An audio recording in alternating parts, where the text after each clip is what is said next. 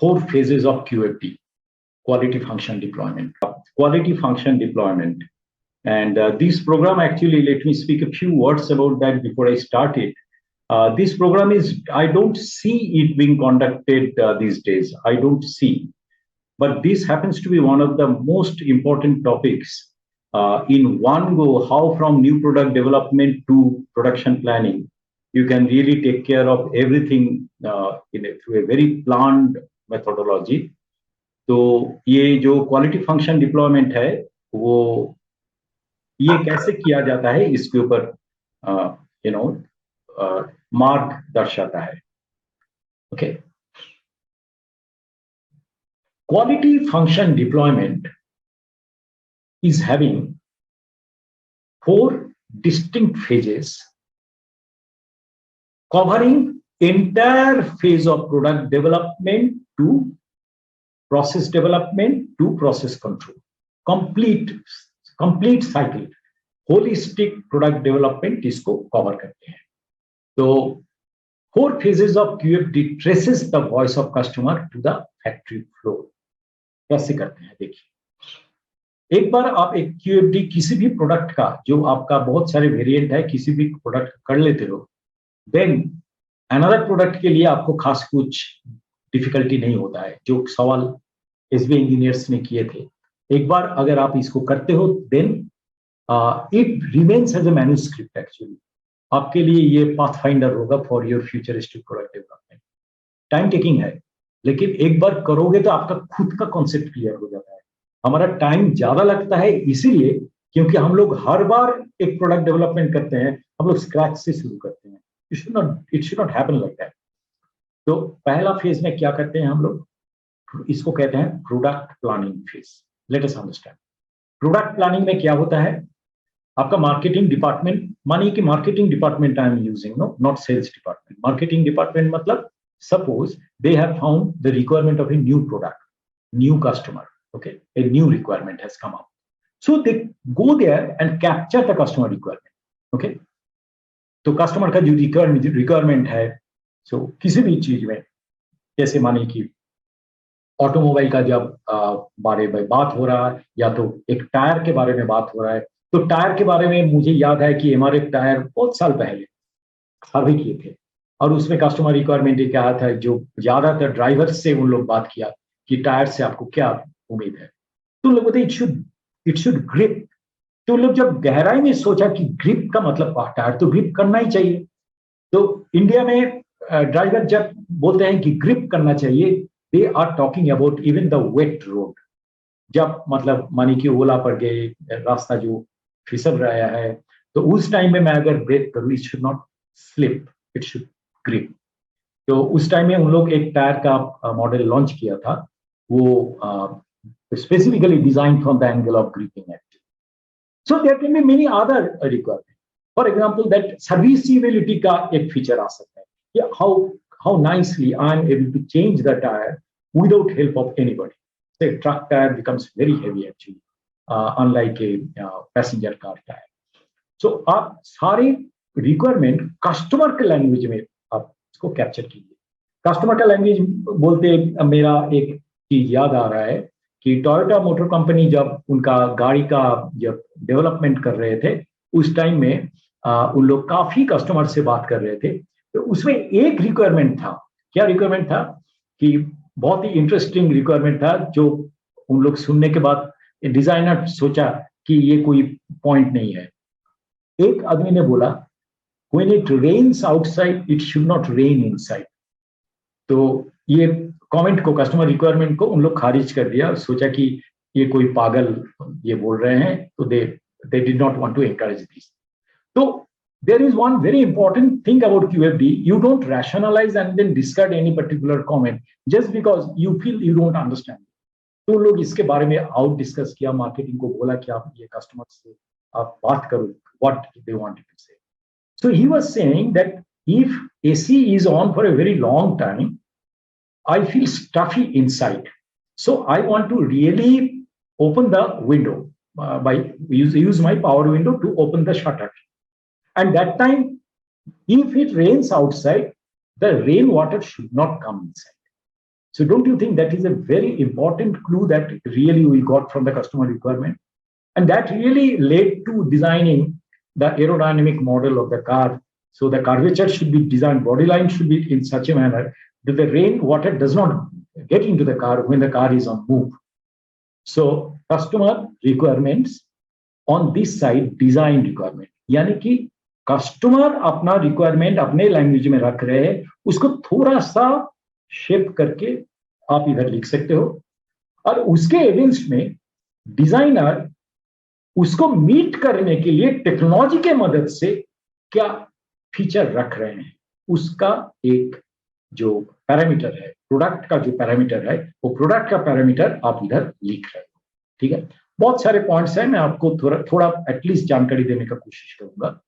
तो ये जो मैट्रिक्स है, इससे कस्टमर का जो रॉ लैंग्वेज है उसको थोड़ा सा मॉडिफाई करके कस्टमर को रिक्वायरमेंट को हम लोग एक्सप्रेस करते हैं without deleting anything, and then we are trying to find out by product. If you remember the product development का जो स्टेजेस है, उसमें हम लोग कोशिश कर रहे हैं अभी कि डिजाइन रिक्वायरमेंट में क्या आता है, कौन कौन सी प्रोडक्ट पैरामीटर के ऊपर नजर रखना चाहिए।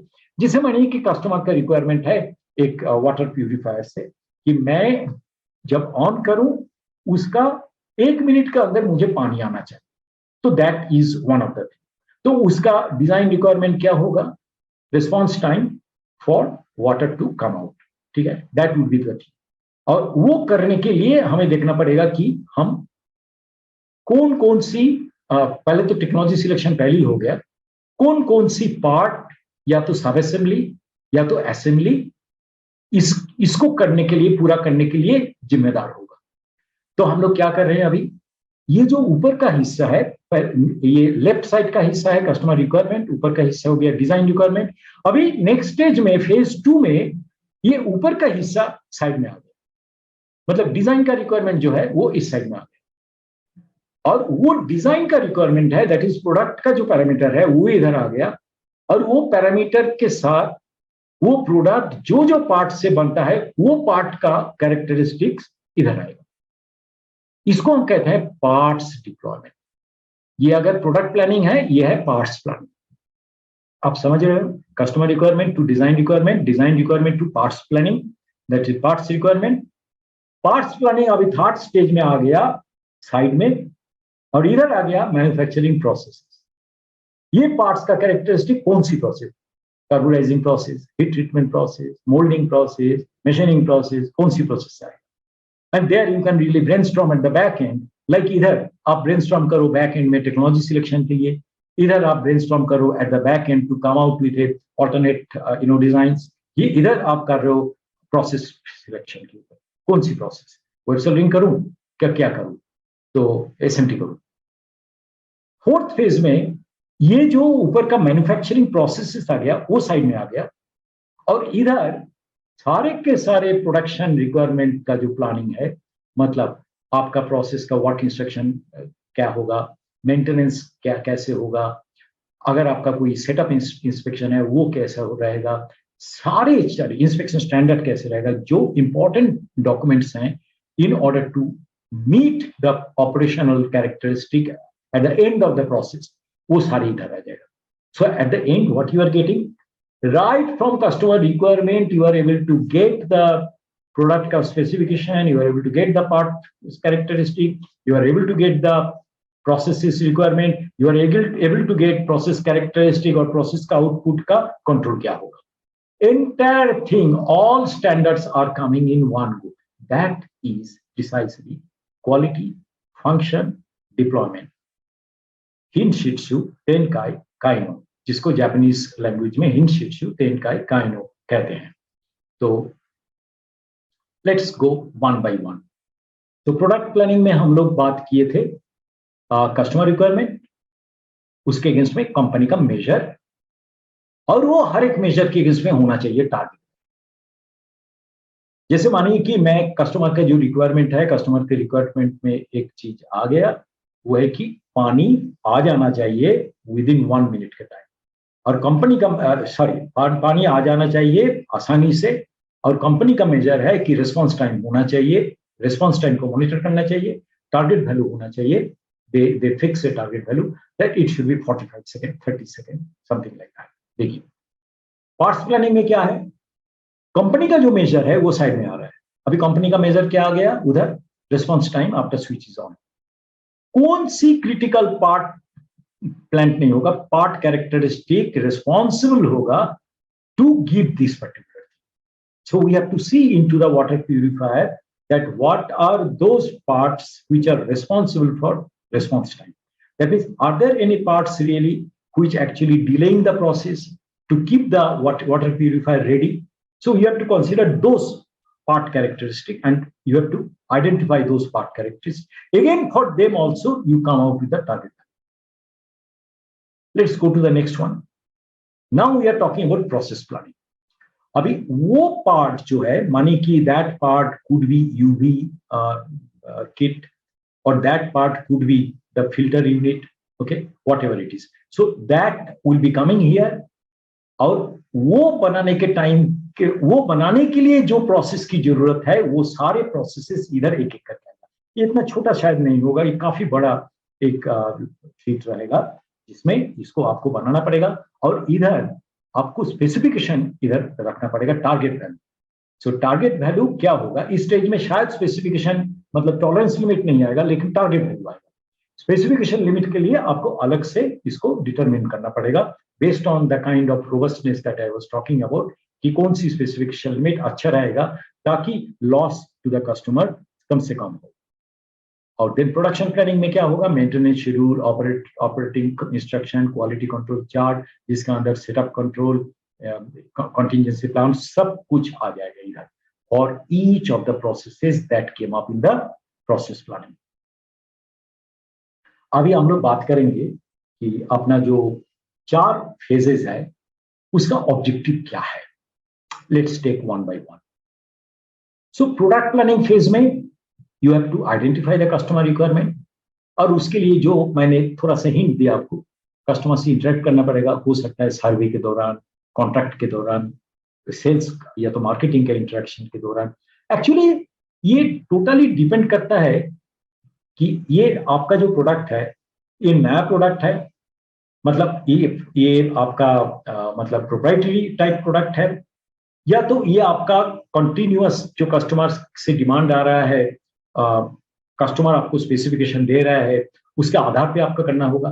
तो based on that it is possible that you may have to start from process planning. अगर customer already is giving your design and वो डिजाइन में आपका specification already is there, all that you have to do is you have to start with the process and process parameter and then you have to come out, in some cases may be even parts planning you may have to do, then start with the parts planning. अगर customer आपको even product का broad specification दे देता है, maybe you have to start with parts planning. अगर parts भी customer दे देते हैं, maybe you have to start with process planning and then production planning, these 2 stages. So you need to decide कि हमारा जो product है वो प्रोडक्ट क्या चारों फेज क्यूएफडी का काम में आएगा, या तो 3 फेज आएगा, या तो 2 फेज आएगा। तो मिनिमम 2 फेज एक्चुअली। उसके बाद अगर पार्ट्स से शुरू करते हो आप तो हो सकता है पार्ट्स प्लानिंग। तो मानी कि कस्टमर आजकल काफी टाइम कस्टमर देते हैं सब असेंबली का एक कॉन्ट्रैक्ट देते हैं, तो सब असेंबली के अंदर जो पार्ट आएगा वो कस्टमर छोड़ देते हैं। कस्टमर कहते हैं कि ये सब assembly as a cartridge I will be using it and इसका जो फाइनल आउटपुट रहेगा वो आउटपुट ये रहेगा। तो in that case what will happen is that you have to go for parts planning. अगर कस्टमर आपको पार्ट्स प्लानिंग भी दे देता है, then only you have to do the manufacturing, then you have to start with process planning. So don't think that मेरा तो जो product है वो काफी लिमिटेड है, no, not that like that. Only your scope will be reduced from 4 to 3 to 2 phases of QFD. So product planning में क्या क्या ऑब्जेक्टिव है, identify the customer requirements, determine global product design, जैसे मैंने बोला कि ग्लोबल प्रोडक्ट डिजाइन के अंदर आपका रिसर्च वगैरह करता, मतलब क्या टेक्नोलॉजी है उसका भी सिलेक्शन जरूरी है। डिटरमिन कॉम्पिटिटिव अपॉर्चुनिटीज, तो इसमें आपको देखना चाहिए कि कॉम्पिटिटिव अपॉर्चुनिटी क्या है, मतलब क्या आपका जो कॉम्पिटिटर है वो ऑलरेडी इन द फील्ड, क्या वो ग्लोबली अवेलेबल है, इंडिया में नहीं है। तो उस हिसाब से आप काफी इंफॉर्मेशन, कस्टमर रिक्वायरमेंट के अंदर ला सकते हो। कस्टमर में ना कि बोले हैं तो भी आप इसको ला सकते हो। That will help you to be competitive, particularly if the product is already in existence in some form or other.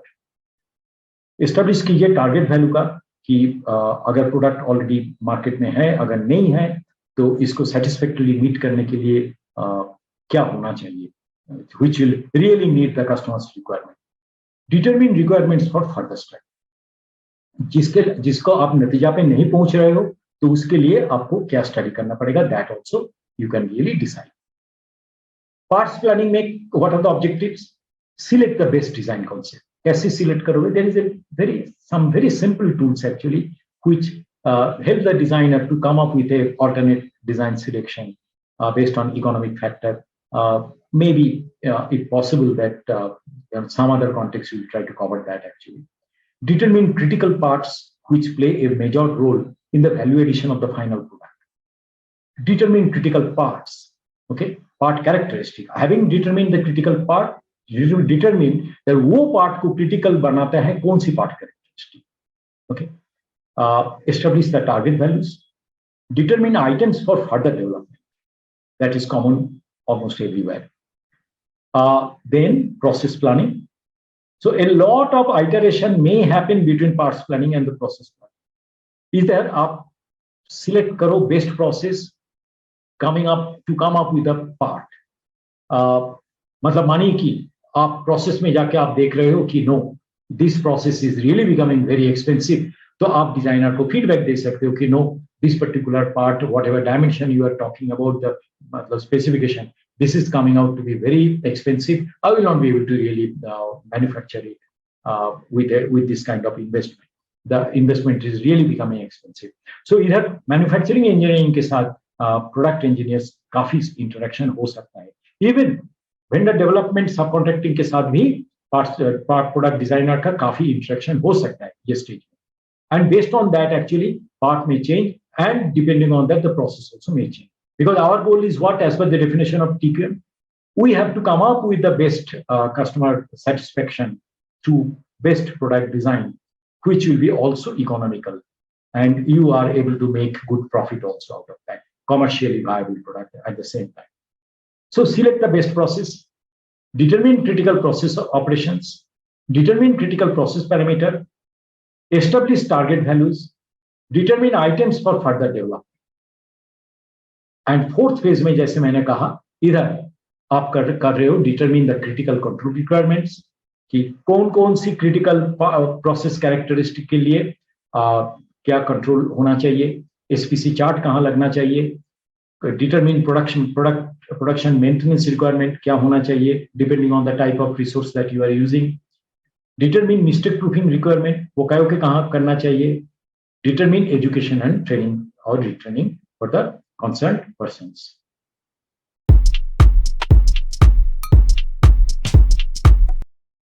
So these we have already discussed. These are the objectives, and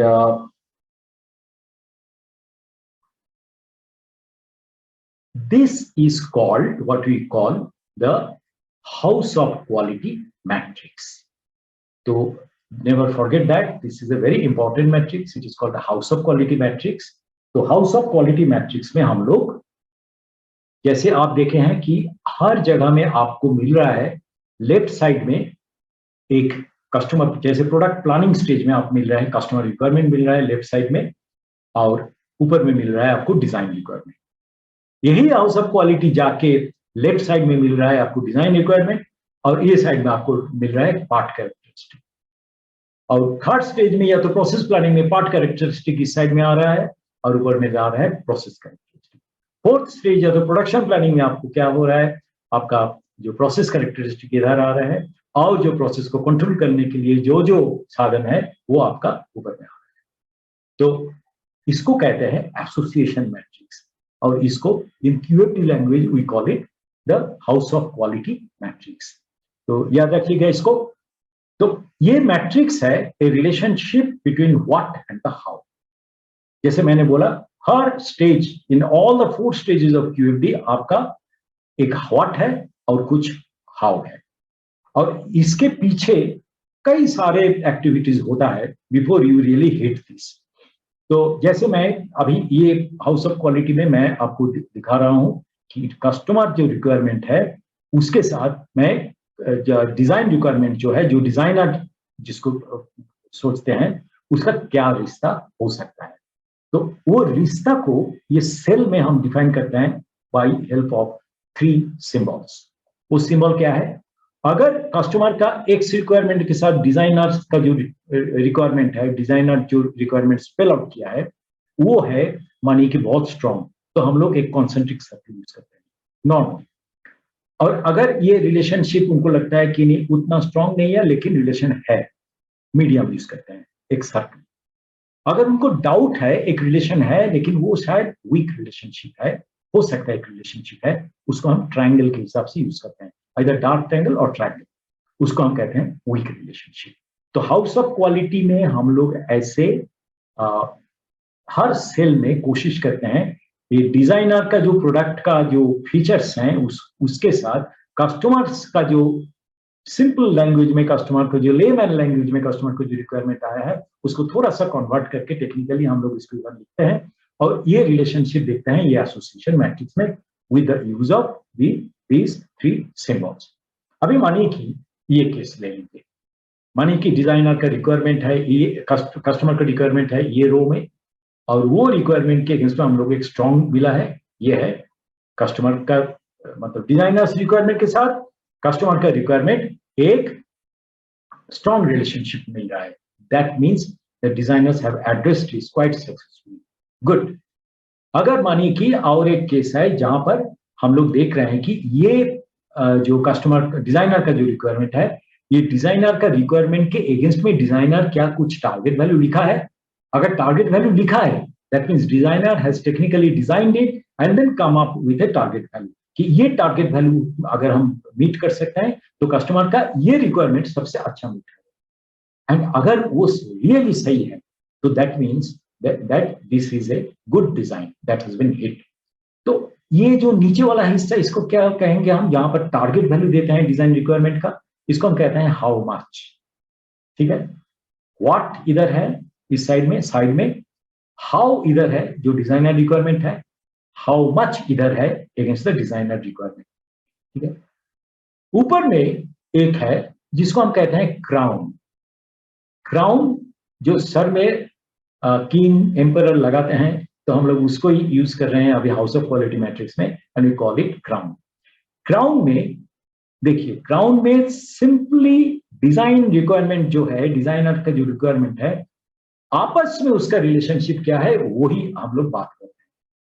तो मतलब मानिए कि इस side में एक requirement है वो है प्रेशर और इस साइड में एक रिक्वायरमेंट है डिजाइनर रिक्वायरमेंट है लेंथ। तो हम लोग देखिए डिजाइनर से ये रो ऊपर गया और लेंथ से ये रो इधर गया, तो बीच में एक इंटरसेक्शन कहां हो रहा है? इधर। तो वैसे देखिए इधर आ रहा है एक इंटरसेक्शन में हम लोग एक सिंबल दे रहे हैं, ये सिंबल क्रॉस सिंबल, मतलब इसका मतलब है नेगेटिव। मतलब ये अगर बढ़े तो ये डिजाइन रिक्वायरमेंट कम होगा, ये अगर बढ़े ये डिजाइन रिक्वायरमेंट कम होगा। That means they are inversely relationship in inverse relationship with each other. अगर ये डबल क्रॉस है उसको हम कहते हैं स्ट्रांगली नेगेटिव है। अगर सिमिलरली ये डबल सर्कल है वो स्ट्रांगली पॉजिटिव है, डायरेक्टली वेरीज। और ये अगर सिंगल सर्कल है सिंपली पॉजिटिव है। तो इसको कहते हैं, टॉप वाला जो क्राउन है इसको कहते हैं कोरिलेशन मैट्रिक्स। तो हम लोग क्या क्या सीखा क्यूएफडी में? ये है हाउस ऑफ क्वालिटी मैट्रिक्स का कंस्ट्रक्शन।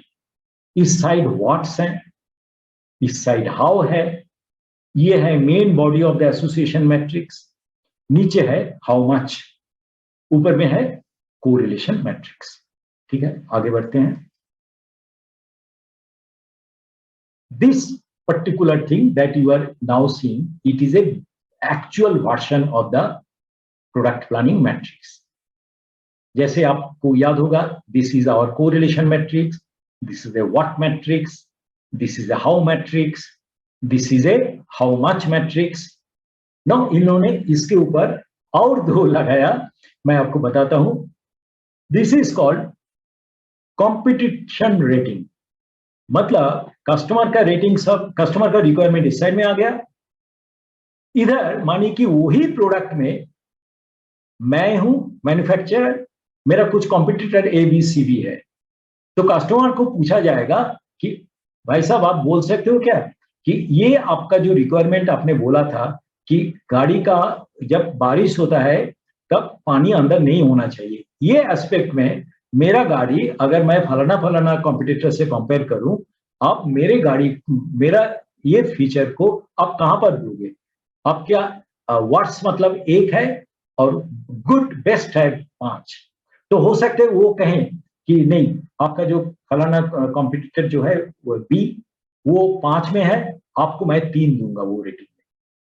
मतलब आप कुछ भी करो, हो सकता है आपने बहुत कोशिश किया डिजाइन करने के लिए, लेकिन कस्टमर का ज्यादातर ओपिनियन आ रहा है कि कस्टमर आपको दे रहा है सिर्फ 3 और आपको कॉम्पिटिटर का दे रहा है 5। यानी कि इसके मामले में आपको तो कुछ सोचना पड़ेगा कि no guys, we may have to really think about something seriously, और उसके आधार पे आप फाइनली एक एब्सोल्यूट रिलेटिव रेटिंग दोगे नीचे और each of the design feature कि कहां पर आपको रियली एडिट काम करना पड़ेगा, कहां पर आपको और ज्यादा काम करने का जरूरत नहीं है। तो दिस इज कॉल्ड एब्सोल्यूट और रिलेटिव रेटिंग का रो ऑन दिस साइड। इसमें और एक दो चीज आता है, जैसे मैंने बताता हूं आपको, इंजीनियरिंग का कॉम्पिटिटिव असेसमेंट। इधर इंजीनियर्स आपस में वही कॉम्पिटिटर के साथ खुद का जो डिजाइन कैरेक्टरिस्टिक उसको रेट करते हैं। अभी देखिए, मानिए कि कस्टमर ने जो फीचर जो लगाया है कि एरोडायनेमिक मॉडल जो डिजाइनर रिक्वायरमेंट दिया है for the feature that when it is raining outside rain water should not come inside, इसमें मेरे कॉम्पिटिटर एक्स को कस्टमर ने बोला है 5 में है, मैं 3 में हूं। लेकिन हमारा जो डिजाइनर है वो उसको मेटेरियलाइज करने के लिए जो डिजाइन कैरेक्टरिस्टिक रखा है वो है एरोडायनेमिक मॉडल, जिसके लिए उन्होंने एक कैरेक्टरिस्टिक रखा है प्रोफाइल, और वो प्रोफाइल का एक शेप का एक डायमेंशन भी है। और हो सकता है इंजीनियरिंग डिपार्टमेंट को कस्टमर को रेटिंग को देने के पहले उन्होंने जो रेटिंग दिया है वो रेटिंग में उन्होंने खुद को रेटिंग दे रहा है एक्स के अगेंस्ट में, खुद को दे रहा है 5, कस्टमर को एक्स को दे रहा है 3, उल्टा। तो उनका ये गलत फहमी है। उन्होंने शायद बहुत कोशिश करके बहुत टेक्नोलॉजी असेसमेंट करके जो रेटिंग में आ गए हैं उधर वो कॉन्फ्लिक्ट में है। किसका लेंगे आप? जो डेफिनेटली आप कस्टमर को लेंगे फाइनली। अगर कस्टमर को आप कन्विंस नहीं कर सकते हो तो definitely you have to really come back to your rating and then you review कि आपका कहां पर गलती हो रहा है। तो उस हिसाब से हो सकता है आपका एब्सोल्यूट रेटिंग जिसके ऊपर आपको काम करना होगा वो 1 से 5 तक आपको इधर भी रेटिंग देना पड़ेगा। So I hope you are able to understand for each house of quality matrix, this part is a raw customer का requirement को हम convert करते हैं in terms of थोड़ा सा refined language में, और इधर हम क्या करते हैं, ये जो कस्टमर को जो रेटिंग है, कस्टमर का जो रिक्वायरमेंट है उसका हम थोड़ा सा स्प्लिट करते हैं। माने कि दरवाजे से रिलेटेड, ऑटोमोबाइल का इंजन से रिलेटेड ये रिक्वायरमेंट है, लुक एस्थेटिक्स से रिलेटेड ये रिक्वायरमेंट है, मानिए कि स्पीड या तो ड्राइविंग मैकेनिज्म के साथ रिलेटेड, और इंटरनल डैशबोर्ड के साथ रिक्वायरमेंट जो है वो क्या है। तो हम लोग सारे कस्टमर रेटिंग को थोड़ा सा कैटेगराइज करते हैं, ठीक है। तो ये कैटेगराइजेशन और रिक्वायरमेंट इस साइड में है, डिजाइनर रिक्वायरमेंट, डिजाइन रिक्वायरमेंट इस साइड में है, और ऊपर में है कोरिलेशनशिप मैट्रिक्स, और हो सकता है कस्टमर रिक्वायरमेंट के अगेंस्ट में जो कंप्लेंट है वो भी आप इधर हाई मीडियम लो लिख सकते हो, और इधर है कॉम्पिटिटर का असेसमेंट, और नीचे हम लोग टारगेट रखते हैं हर एक डिजाइन रिक्वायरमेंट के लिए। इधर इंजीनियरिंग डिपार्टमेंट का खुद का रेटिंग है विद द कॉम्पिटिटर, और इधर नीचे जो लिखा हुआ है वो है सर्विस फीचर, रेगुलेटरी रिक्वायरमेंट वगैरह, और finally based on the complete analysis internally हम लोग जो डिजाइनर फीचर वाइज हम लोग जो एब्सोल्यूट इंपॉर्टेंस देते हैं, मतलब कहां पर काम करेंगे, कहां कौन सी हमारे लिए बहुत इंपॉर्टेंट है लेकिन हम लोग मीट करने के लिए और थोड़ा सा एक्टिविटी करना पड़ेगा, वो हम एकदम नीचे रखते हैं। It is a all comprehensive, comparison methodology for coming up with the requirements, analyzing the requirement. तो प्रोसेस प्लानिंग में जाके जब हम लोग डिजाइन फीचर में आ गए, माने कि उसके बाद पार्ट फीचर में भी हम लोग डिजाइनर पार्ट वाइज कैरेक्टरिस्टिक को आइडेंटिफाई किया, तब प्रोसेस के लिए आप ये कैरेक्टरिस्टिक मैट्रिक्स को यूज कर सकते हो। What is this characteristic matrix, जिसमें हम लोग कहते हैं प्रोसेस प्लानिंग के लिए हम लोग क्या कहते हैं, ऊपर में हम लोग प्रोसेस को रखते हैं, इस साइड में सेकंड स्टेज के बाद ये थर्ड स्टेज में आ गए। हाँ, मतलब फर्स्ट और सेकंड को मैंने थोड़ा सा आपको इंडिकेशन दिया, और थर्ड स्टेप प्रोसेस प्लानिंग में आने के पहले बैकग्राउंड में क्या एक्टिविटी होना चाहिए ये मैं आपको बताता हूं। This is common for everybody. इस साइड में आप लिखिए आपका जो प्रोसेस और पार्ट पैरामीटर जो है, पार्ट पैरामीटर जो सेकंड फेज में आता है वो आप इधर लिखिए, माने कि वो है हार्डनेस, माइक्रोस्ट्रक्चर, गैस होल नहीं होना चाहिए, पिन होल नहीं होना चाहिए, सैंड डिफेक्ट नहीं होना चाहिए, डायमीटर ठीक होना चाहिए, सरफेस फिनिश ठीक होना चाहिए। और आप लिखिए इधर कौन कौन सी प्रोसेस से ये सारे पार्ट कैरेक्टरिस्टिक बनना है। माने कि आपने किया sand mixing, moulding, melting, pouring, fettling, heat treatment, और इधर आप दोगे ये प्रोसेस के साथ कौन सी पार्ट पैरामीटर का स्ट्रॉन्ग, मीडियम और वीक रिलेशनशिप है। तो आप देखो, fortunately for each row you are getting at least one strong. Hardness आ रहा है ज्यादातर स्ट्रॉन्ग रिलेशनशिप हीट ट्रीटमेंट से, माइक्रोस्ट्रक्चर भी हीट ट्रीटमेंट से आ रहा है, माइक्रोस्ट्रक्चर का एक रिलेशनशिप आ रहा है मेल्टिंग के साथ भी, हार्डनेस का भी एक रिलेशनशिप है मेटल कॉम्पोजिशन के लिए, गैस होल का रिलेशनशिप आ रहा है मेल्टिंग के साथ, ऑक्सीडाइजेशन को रिमूव करना, मेटल किलिंग चाहिए शायद, गैस होल का आ रहा है कि पोरिंग के साथ एक वीक रिलेशनशिप आ रहा है, पिन होल का सैंड मिक्सिंग मूलिंग स्टेज के लिए आ रहा है, एक सैंड डिफेक्ट का मोल्डिंग स्टेज में सैंड इरोशन होता है उसके साथ स्ट्रॉन्ग आ रहा है, मेल्टिंग और पोरिंग के साथ सैंड डिफेक्ट का कुछ मीडियम रिलेशनशिप है, डायमीटर ठीक से ऑब्टेन करने के लिए मोल्डिंग का स्ट्रॉन्ग रिलेशनशिप है, सैंड मिक्सिंग का वीक रिलेशनशिप है, सरफेस फिनिश का सैंड मिक्सिंग के साथ स्ट्रॉन्ग है, मोल्डिंग का मीडियम रिलेशनशिप है। So all problems with the all characteristic with a strong medium relationship carry out the characteristic matrix. Now कि ये कौन सी कैरेक्टरिस्टिक कौन सी प्रोसेस स्टेज में मैं कैसे कंट्रोल करूंगा, that will come to the next stage. तो हम लोग क्या किया है इधर, प्रोसेस पैरामीटर से प्रोसेस को होके पार्ट कैरेक्टरिस्टिक जो हम लोग अचीव करते हैं उसके लिए हम लोग ट्रेवल बैक करेंगे प्रोसेस पैरामीटर।